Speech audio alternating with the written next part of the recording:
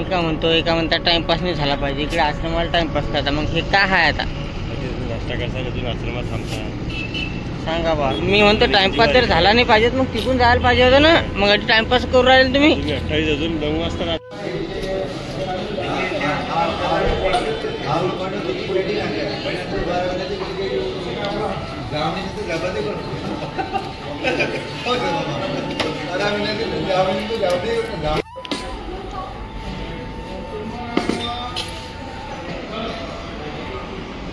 काय केलं इथं तुम्ही?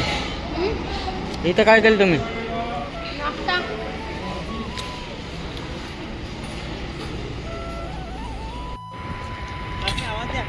केला ना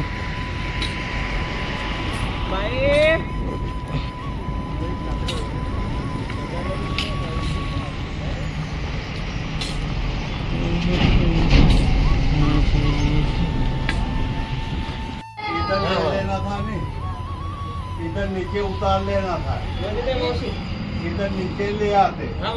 दर्शन करके हम लोग नर्मदा भैया का आश्रम है क्या? उधर से रास्ता है गाड़ी का, 2 व्हीलर का। गाड़ी निकल जाएगी। जैसे यहाँ से ये रास्ता जा रहा है अंदर। ये अंदर बेटा आश्रम है और अंदर है। हाँ है ना? अंदर वहाँ से फिर वो किनारे किनारे किनारे ये रोड छोड़ देंगे ना, अंदर से जाएंगे तो गाड़ी दूर निकल जाएगी। ये भरूच जा रहा सीधा है, ये सीधा भरूच जाए। और वो पगडंडी से कोई दिक्कत तो नहीं गाड़ी में? तो जो पैदल वालों का रास्ता अलग है, तो पैदल वाले भी इसी पे जाते हैं। नहीं, पैदल वाले सभी इधर से जाते हैं। अच्छा, उधर से भी जाते हैं, पर इधर ये रास्ता है, उधर आपको अंदर जाना पड़ेगा। जी जी ना जी। जितना यहाँ से उतना पड़ेगा उतना वहाँ से वहाँ पड़ेगा। वहाँ देखिए गाड़ी चली जाए, कोई दिक्कत, दर्शन हो जाएंगे माँ के। हाँ, ये 3 किलोमीटर आपको अंदर जाना पड़ेगा। जी, नर्मदा मैया के दर्शन होंगे। हाँ हाँ, आराम से बैठो। रामकृष्ण हरी.